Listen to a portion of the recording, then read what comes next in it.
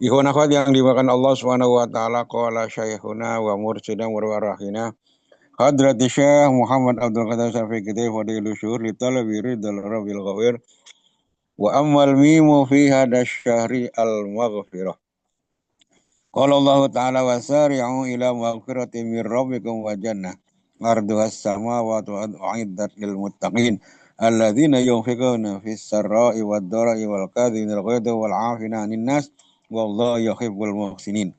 Walladzina idza fa'alu fahishatan aw dzalamu amran dzakarullah fastaghfiru li dzunubihim wa may yaghfiru dzunuba illa Allah wa lam yusirru ala ma fa'alu wa hum ya'lamun. Masyaallah hadirin ikhwan yang dimakan Allah Subhanahu wa taala. Guru kita berbagi ilmu di dalam kitab Fadilul Syuhur bulan Jumadil Ula. Huruf yang kedua adalah mim. Mimnya diartikan oleh guru kita dengan maghfirah. Maghfirah itu ampunan. Nabi kita Muhammad Shallallahu Alaihi Wasallam bersabda, manusia itu tidak terlepas dari salah dan dosa. Al-insan mahalul khoto' wan nisyan. Ya. Manusia itu tempatnya salah. Maka Imam Ghazali menyampaikan yang dikutip juga oleh guru kita dalam kitab Fadilul Syuhur, wa ma min ahadin illa min aibin aw maradin qalbiyyin illal anbiya. Nah, seseorang dari kita semua tidak akan terlepas dari aib, tidak akan terlepas dari penyakit hati, tidak akan terlepas dari dosa. Semua kita, illal anbiya, kecuali para nabi. Kalau para nabi memang dari kecil udah maksum, keturunan-keturunannya juga maksum. Bagi kita umumnya manusia, tidak akan terlepas dari aib, tidak akan terlepas dari maradin qalbin, tidak akan terlepas dari berbuat dosa. Nah, dan semua dosa yang kita lakukan, ya, apapun bentuk dosa, pelanggaran, ya, yang kita lakukan, ini ada pasalnya, ada sanksinya, ada hukumannya. Dalam hukum Islam itu, setiap perbuatan salah, dosa ada hukumannya sendiri. Seperti dosa nyolong yang sesuai ilmu lebih standar, bisa dipotong tangannya. Dosa orang yang berzina diranjam, dosa orang yang membunuh dikisos, dan lain sebagainya. Nah, dan juga dosa-dosa yang berhubungan dengan langsung dengan Allah, dosa ninggalin sholat, dosa nggak zakat, dosa nggak puasa, dosa ini, banyak, semua ada pasalnya dan pada dasarnya ada hukumannya sendiri. Ya. Jadi setiap pelanggaran ada sanksi.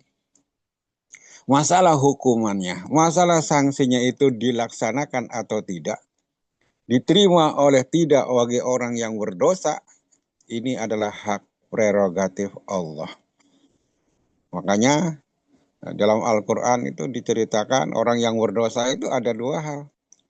Ada kalanya fayaghfiru liman yasha wa yu'adzibu man yasha. Nah, hak prerogatif Allah. Terserah Allah mau diapain ini orang yang berdosa.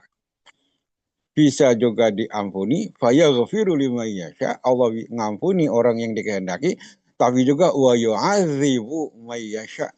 Tapi juga Allah juga bisa menghukum, menyiksa.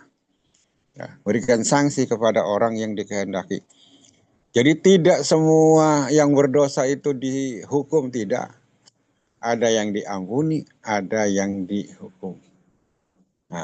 Nah ini semua adalah terserah Allah. Terserah Allah. Ya. Ya, termasuk guru kita.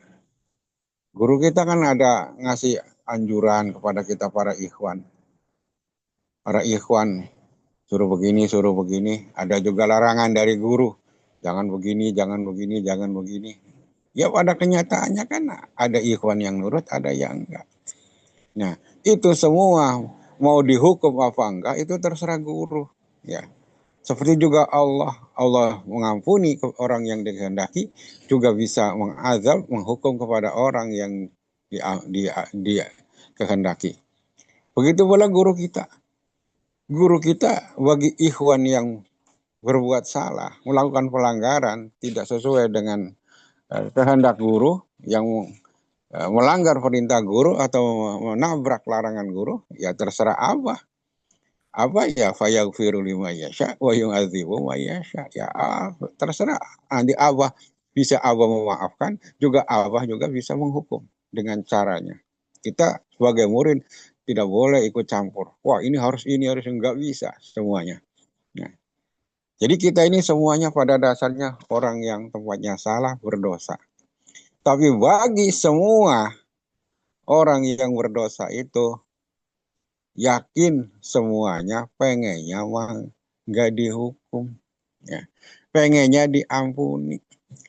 Siapapun orangnya yang berdosa, maunya mah dapat ampunan, jangan disanksi, jangan dihukum, ya. Semuanya pengen, ya, diampuni. Dan diampuni ini dalam bahasa agama, dalam bahasa Al-Qur'an adalah maghfirah. Ya, pengen semuanya kita ini dapat ampunan. Ya, pasti kita ini dosanya sudah pasti ada. Ya, manusia itu pada dasarnya semua dosanya ada. Maka semua yang berdosa maunya tidak dihukum, tapi diampuni oleh Allah Subhanahu wa Ta'ala. Maka karena itu, yang merasa berdosa ini ada upaya-upaya supaya dosanya diampuni oleh Allah Subhanahu wa Ta'ala. Banyak cara yang dilakukan oleh orang-orang yang berdosa supaya mendapatkan ampunan dari Allah.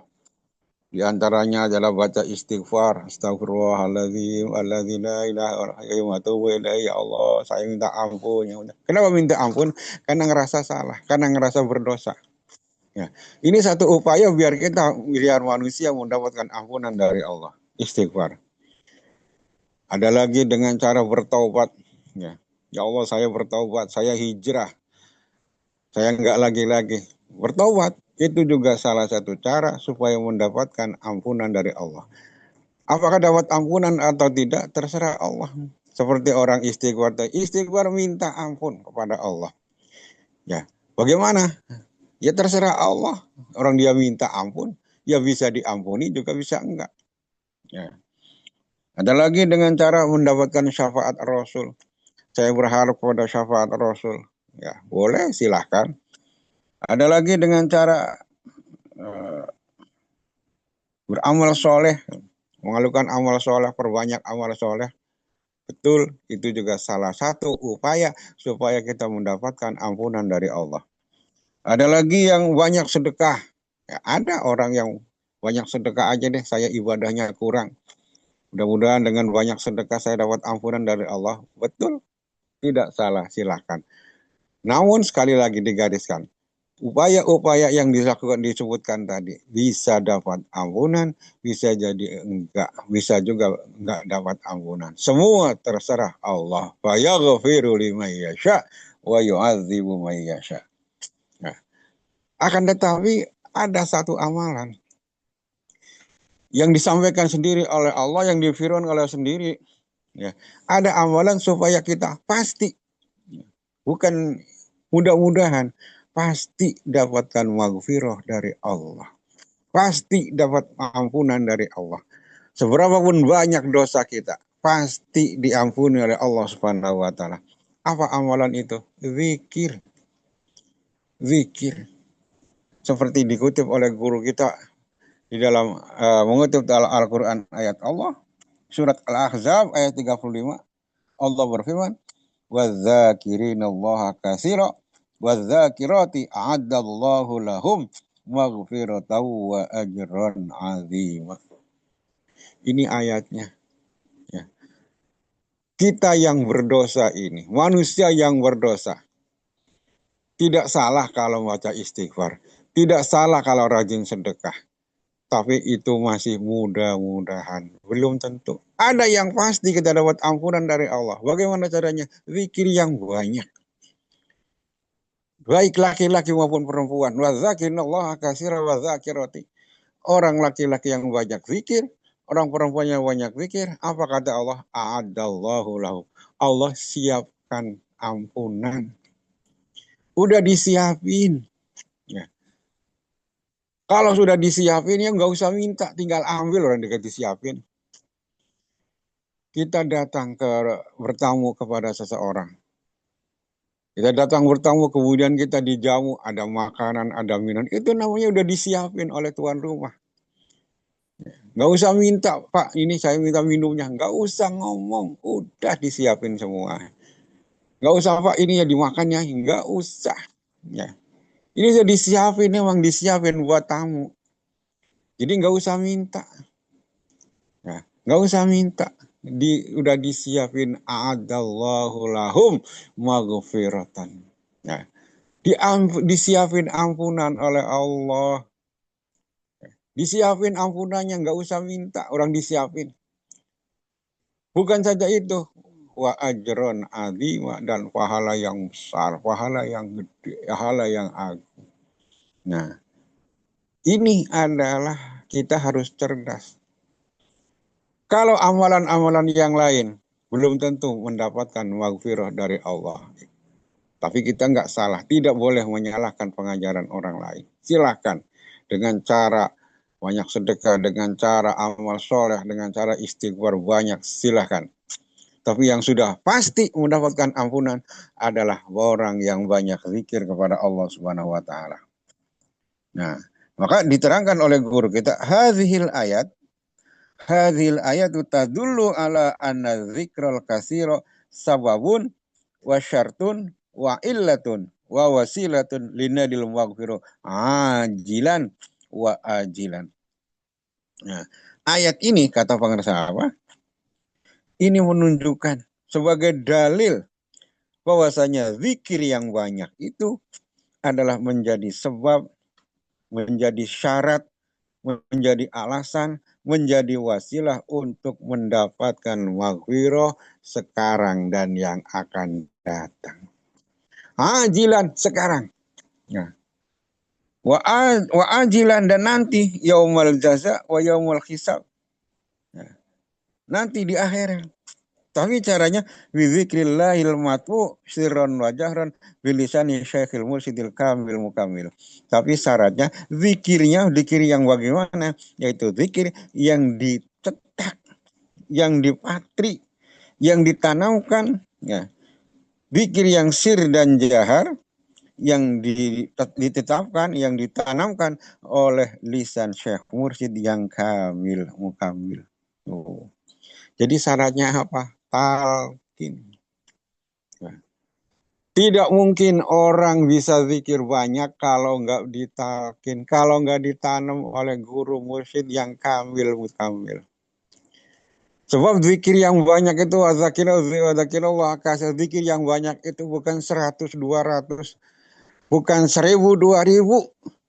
Maksudnya zikir yang banyak itu disampaikan oleh guru-guru kita.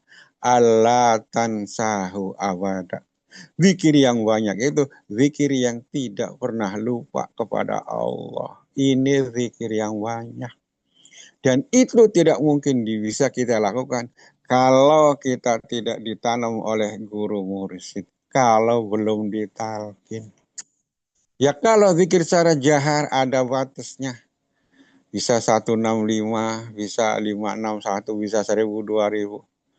Tetap ada hitungannya. Itu belum banyak. Yang namanya zikir banyak, Allah tansahu abada. Yang selamanya tidak. Dalam keadaan berdiri, dalam keadaan duduk, dalam keadaan tertidur. Baik di rumah, di pasar, di kantor, di sekolah, dimanapun kita selalu zikir kepada Allah. Itu hanya bisa dilakukan oleh orang yang sudah ditalkin saja. Inilah yang dimaksud oleh Allah. Zikir yang banyak. Inilah yang amalan yang sudah pasti. Ajilan. Ajilan wa ajilan. Sekarang dan yang akan datang. Pasti udah mendapatkan ampunan dari Allah. Sudah disiapin oleh Allah.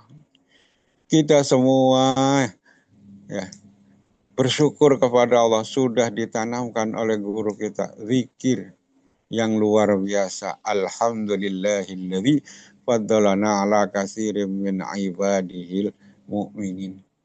Jadi nggak sembarang zikir, nggak sembarang amalan. Ya, Maka kita para wakil talqin ini kan sudah diarahkan oleh apa? Setelah mentalkin ada ucapan baginda Rasulullah yang dikutip yang disuruhkan kepada kita semua. Apa itu? Allahumma innaka ba'astani bihadhil kalimah. Ya Allah, engkau mengutus aku, kata Rasulullah, ya, mengutus aku ini bihadhil kalimah dengan kalimat ini, karena kalimat ini kalimat la ilaha illallah. Engkau, ya, mengutus aku ini untuk kalimat la ilaha illallah, hadil kalimah. Wa wa'adani biha al jannah, dan engkau menjanjikan aku dengan kalimat itu surgamu. Surga hanya bisa dimiliki, hanya bisa dimasuki oleh orang yang ahli la ilaha illallah.